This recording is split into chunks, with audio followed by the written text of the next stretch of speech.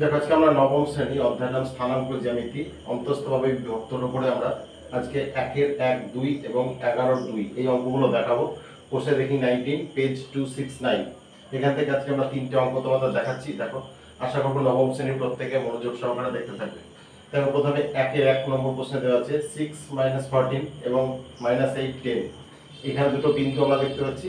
তাকে দেখো লেখা আছে 3:4 অনুপাতে অন্তস্থভাবে বিভক্ত করলে স্থানাঙ্ক কত হবে। তাহলে এই ক্ষেত্রে আমরা পুরোপুরি অঙ্কটা তোমাদের দেখাবো। দেখো, এটা পেজ আমরা দিয়ে দিয়েছি, তোমরা দেখে নিতে পারো 269 থেকে। এবার আমরা দেখো এ বিন্দু ধরা হয়েছে এটা, আর বি বিন্দু এটা। দেখো সেটা আমরা এখানে লিখেছি। এবার এম হচ্ছে m/n 3:4, এটা এইভাবে লেখা হয়েছে। এবার দেখো x1 এর মান 6, y1 এর মান -14, x2 এর মান -8, y2 এর মান 10, m এর মান 3, n এর মান 4। দেখো এগুলো যথারীতি আমরা লিখে নিয়েছি। এবার দেখো এই বিন্দু যে দুটো আমরা এখানে দেখতে পাচ্ছি প্রশ্নে, সেই বিন্দু দুটোর উপরে আমরা লিখেছি যে 6 - 14 এবং -8 10 বিন্দু দ্বয় 3:4 দেখো এখানে লেখা রয়েছে অনুপাতে অন্তস্থভাবে বিভক্ত করে তার স্থানাঙ্ক। এবার স্থানাঙ্ক ফর্মুলা আমরা অন্তস্থভাবে বিভক্ত করলে তার স্থানাঙ্কের ফর্মুলাটা তোমাদের লিখে দিয়েছি। দেখো তোমরা জানো অবশ্য, mx2 + nx1, নিচে দেখো m + n যে কমা দেওয়া হয়েছে my2 + ny1, নিচে m + n, এইভাবে এটা ফর্মুলা তোমরা জানো। এবার এই অন্তস্থভাবে বিভক্ত করলে এইভাবে ফর্মুলা দিয়ে তোমরা অঙ্কটা করতে পারবে। এবার সমান দিয়ে আমরা সেকেন্ড ব্র্যাকেট দিলাম। এবার যথারীতি এই দেখতে পাচ্ছ এগুলোর মান আমরা যথারীতি বসাবো। এবার দেখো m বলতে আমরা এখানে দেখতে পাচ্ছি 3। দেখো এখানে 3 বসানো হচ্ছে ইনটু এখানে x2 এর মান -8 বসানো হচ্ছে প্লাস। এবার দেখো n এর মান আমরা 4 দেখতে পাচ্ছি, 4 বসিয়েছি ইনটু এবার x1 এর মান হচ্ছে 6। দেখো 6 বসানো হয়েছে, নিচে m + n এর মান 3 + 4। দেখো 3 + 4 বসানো হচ্ছে, দিয়ে কমা দেওয়া হয়েছে। এবার my2 হচ্ছে 3, দেখো 3 বসানো হয়েছে। এবার y2 হচ্ছে 10, দেখো বসানো হয়েছে প্লাস। এবার n হচ্ছে 4 দেওয়া হয়েছে ইনটু এবার y1 এর মান আমরা দেখতে পাচ্ছি -14, দেখো সেটা দেওয়া হয়েছে, ব্র্যাকেট ক্লোজ করা হলো।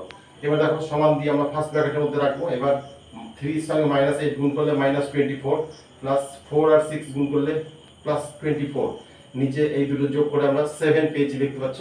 আবার এই দুটো গুণ করে আমরা পেয়েছি 30, প্লাস এর আছে -4 14 56 -56, এই দুটো যোগ করে আমরা পেয়েছি 7। দেখো এবার এটা -24 + 24 আমরা যদি হিসাব করি তাহলে 0 হয়ে যাচ্ছে।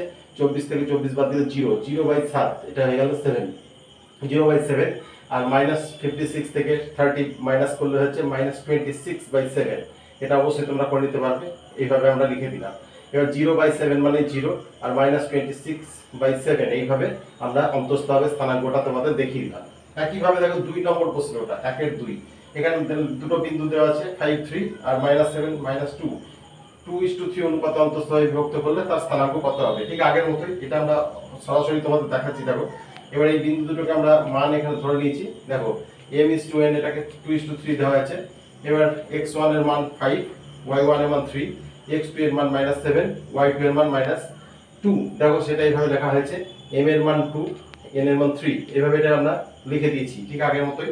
এবার অন্তস্থভাবে যদি বিভক্ত হয় তাহলে অন্তস্থভাবে নির্ণয় স্থানাঙ্ক বলে আমরা সরাসরি লিখেছি, এটার মতো অত লিখিনি, তোমাদের সরাসরি এটা আমরা লিখে দিচ্ছি অন্তস্থভাবে নির্ণয় স্থানাঙ্ক। একইভাবে দেখো আগের ফর্মুলা যেটা আমরা লিখেছিলাম সেটা বলার কিছু নেই, সেই ফর্মুলাটা আমরা লিখেছি mx2 + nx1/m + n, এখানে my2 + ny1/m + n, এইভাবে।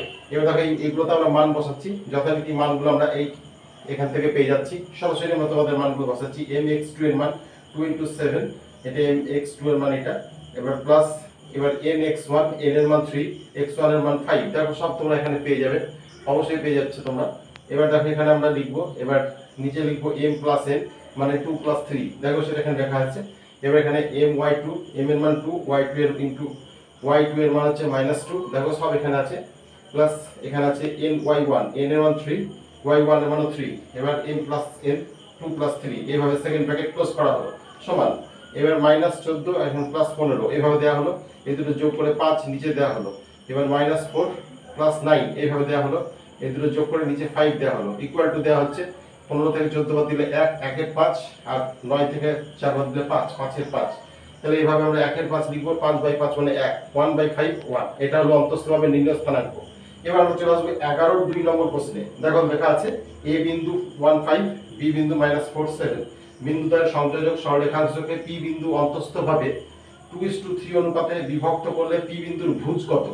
সরাসরি আমরা তোমরা দেখাবো আগের মতো। দেখো এই ফর্মুলা দিয়ে অঙ্কগুলো হবে। এবার x1 এর মান 1, y1 এর মান 5, x2 এর মান -4, y2 এর মান 7, m এর মান হচ্ছে 2, n এর মান 3। দেখো সরাসরি আমরা লিখে নিচ্ছি। এবার চলে আসবো p বিন্দুর স্থানাঙ্ক, যেহেতু এখানে p বিন্দুর স্থানাঙ্ক আমরা বার করবো সেহেতু। তাহলে p বিন্দুর স্থানাঙ্ক এই ফর্মুলাটা আমরা যেটা আগে তোমাদের দেখালাম সেটা সরাসরি লিখেছি mx2 + nx1 m + n, আবার my2 + ny1 m + n, এইভাবে। ঠিক একইভাবে ফর্মুলাটা অন্তস্থভাবে বিভক্ত করলে যে ফর্মুলাটা হয় সেটা এখানে আমরা লিখেছি। এবার এই যথারীতি এই ফর্মুলার মানগুলো এখান থেকে আমরা দেখে দেখে পরস্পর দেখো এখানে বসিয়ে নিয়েছি। তোমরা অবশ্যই দেখতে পাচ্ছ m2 × -4 + 3 × 1 এবার m + n মানে 2 + 3 এইভাবে। ঠিক এটাটাই my2 দেখো এইভাবে মান বসানো হয়েছে, ny1 এইভাবে মানটা বসানো হয়েছে, m + n এইভাবে বসানো হয়েছে। সব তোমরা এখান থেকে দেখে নিয়ে বসাতে পারো, আগেও আমরা দেখিয়েছি। এবার দেখো সমান দিয়ে আমরা বসাবো -8 + 3 নিচে এই দুটো যোগ করে আমরা পেয়ে যাবো 5। এবার এই দুটো 14 আর 15 যোগ করলাম এইভাবে, নিচে 5 এইভাবে সমান। এবারে এইটা থেকে -8 থেকে 3 বাদ দিলে -5, নিচে 5, এটা এই দুটো যোগ করে 29/5 সমান। এবার 5 5 ভাগ করলে আমরা -1 পেয়ে যাবো, যেহেতু -5/5, আর এখানে 29/5 এইভাবে। তাহলে ভুজ হচ্ছে সামনের এই সংখ্যাটা দেখতে হচ্ছে ভুজ, এটা কোটি। তাহলে আমরা ভুজ যেহেতু চেয়েছি তা লিখবো p বিন্দুর ভুজ -1। এইভাবে তোমাদের দেখাবো। আশা করবো স্থানাঙ্ক জ্যামিতির উপর অঙ্কগুলো খুব সহজেই তোমরা দেখতে পেয়েছো, বুঝতে পেরেছো।